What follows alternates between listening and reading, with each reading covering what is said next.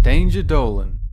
From bosses clearly designed to make you buy a guide, to encounters that make you want to pull your teeth out, we count 15 of the hardest video game bosses ever. Number 15. Psycho Mantis is a rather unique boss fight with a gimmick that harkens back to the Nintendo Entertainment System days of gaming, where it's incredibly difficult to guess how to kill him without aid. Psycho Mantis' main theme is that he is a psychic and that he can read your thoughts, to the point where he breaks the fourth wall to punch you in the face with confusion as to how the hell you meant to beat him. The way you're supposed to prevent his psychic attacks, aka input reading, is to swap the controller to the second port of the PlayStation, at which point he becomes incredibly easy to beat. Number 14. Sephiroth is a pain in the dick to fight in Kingdom Hearts 2. He relentlessly attacks and leaves little room for mistakes. Of course, if you gather a lot of items, you can kill him a lot easier, but that doesn't take away the fact that he's one of the most difficult bosses to beat. There is no trick or gimmick to killing Sephiroth. All you have to do is learn the fight, maybe bring along some Jehovah's Witness pamphlets to distract him. Number 13. Ornstein and Smough from Dark Souls. It wouldn't be a hardest boss list without a fight from a Souls game.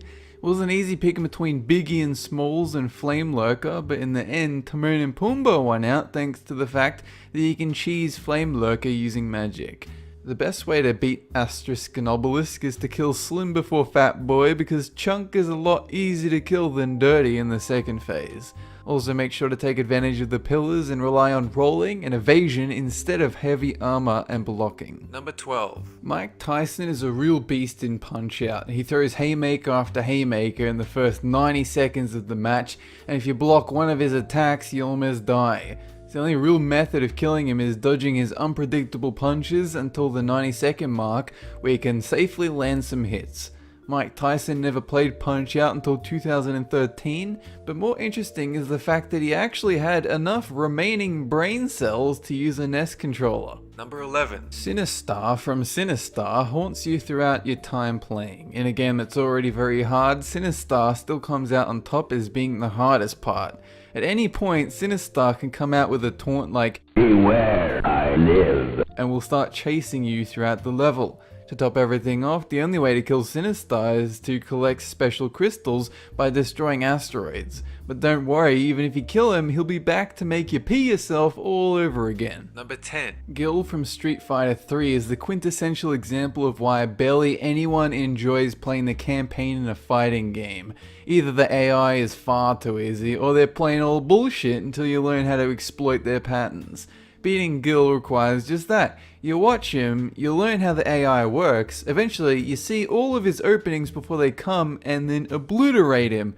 But until then it'd be like bashing your head into a pile of well-toned red and blue pecs. Number 9. Maya from Shin Megami Tensei Strange Journey isn't necessarily hard in the traditional sense. She has a weakness that you can exploit, making the fight rather easy once you know it, just like most of Shin Megami Tensei in general. But if you don't know that she's weak to gun attacks, she'll kill your entire team almost instantly. However, even though she's weak to gun attacks, she can still use a skill that doubles her evasion and accuracy, and the MC special gun attack still counts as magic and will wipe out your party. So to beat Maya without a guide, the best thing to do would be to cry about how there's no BFG in Strange Journey. Number 8. Cthulhu in World of Warcraft. This boss was considered unbeatable by the WoW development team, so why wasn't it higher on the list? Because it was just poorly balanced and shouldn't have made it past the playtesters. After they hotfixed it a couple of times, it was brought down to a beatable but still frustratingly difficult extract of hentai tentacle rape porn. Another reason it's not higher on the list? If you logged in today with your level 100, you wouldn't even have any issue beating it. The only way to make it challenging is to get 39 people at level 60, and even then who knows how easy it would be 5 expansions later. Number 7. Ultimate Alma Ninja Gaiden Sigma. Not to be confused with the cute little ray of sunshine from Fear, this is a real pain in the gluteus maximus to beat, especially on the harder difficulties. Alma will shoot fireballs at you, crush you with her tail and make you plead mercy over and over while your pants are slushy and no longer smell so good. Luckily, she has some weaknesses. The Nimpo and Flying Swallow technique will immobilize her for what feels like an extremely brief period of time. Number 6. Elizabeth from Persona 3. The seemingly innocent Elizabeth is the horrendously difficult optional boss in Persona 3.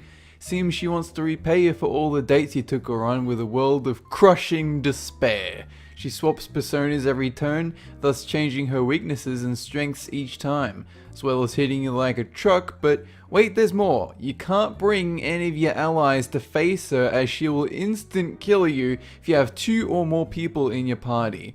The best way to beat her? Well, there's the traditional option of memorizing the order of her 9 personas, or you can be a pansy and look up a guide so you know which personas you need to take with you. Either way, you better be a high, if not max level, or you will not make it. Number 5. Yellow Devil from Mega Man. Easily one of the most memorable bosses in all of video games, the Yellow Devil will severely punish you for making even one mistake. Trying to dodge his projectiles is the very definition of a bitch. All there is to this boss is facing it over and over until you've both memorized how to dodge, the rebuilding sequence, as well as having iron nerves in a state of zen so you don't screw it up too many times. Of course, as mentioned in my exploit video, you can always cheat your way through the fight, but where's the fun in that? You'd probably get more out of a YouTube video of someone beating it properly. Number 4. Awakening Daimon, Dragon's Dogma Dark Arisen. The Bitter Black Isle is one of the hardest areas to defeat in the 7th generation of console gaming, especially when you consider the game's technical limitations, the poor frame rate and stupid porn AI.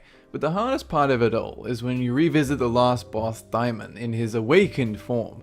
Luckily, there's a skill-based component of dodging, so if you do it perfectly, you can beat him and the entire game at a reasonably low level. However, if you're like me and you're not perfect at video games, you might want to consider abusing consumables in the way of resurrection, healing items, and stat ups. Number 3. The Rebel flagship in FTL Faster Than Light. Possibly the hardest part of FTL is the randomness. It's not to say that there are unwinnable situations, as far as I can tell, but there's a lot of ways the game can royally screw you over with the roll of a virtual die. Even reading the guide on how to kill the RSS is an effort. Well, not really, but you get my point. The worst part is that you'll probably need a decent amount of practice and knowledge of the fight to beat the RSS. Why is that the worst part? Because you only get one life, and if you refuse to choose the easy difficulty when you're getting to the final boss, even once, it could easily take days of gameplay. This is one of the few games that nobody should be ashamed of saying that they played on easy. Number 2. Trial 100 in Final Fantasy XII International Zodiac Job System. One of the lesser known boss fights in the Western world thanks to the difficulty to even reach it, as well as the fact that this particular edition of Final Fantasy XII wasn't released outside of Japan. But that doesn't mean it should be ignored because it is a doozy of a fight. With 5 of the hardest bosses together in one encounter, you practically need to use the cheapest strategies and perform them perfectly. There's really no way around it. But with that said, if you figure out the strategy and have the right preparation, it's feasible for most people to beat it. Note, this doesn't make it easy, only feasible. Number 1. The last boss in Drakengard 3. Imagine, if you will, a game series focused on story, with bad combat layered on top. You got it? Right, now take a flower, mix it with a few animatronic statues of girls and a catchy tune, then add in Through Fire and Flames on expert mode and change the rules so if you fail even once you have to start over. So what are we left with? The last boss of Drakengard 3. But I didn't even mention the secret chemical X. I'll tell you what the X stands for. Extreme pain, misery, and torment. This boss is so difficult that the most commonly accepted way to beat it online is to take a video that shows you how to time your button presses and start it at the same time the song does, which in itself is a right pain in the knob, but honestly, using the video is at least 100 times easier to beat this boss unless you've studied music theory. That's it for this countdown, and have a good one!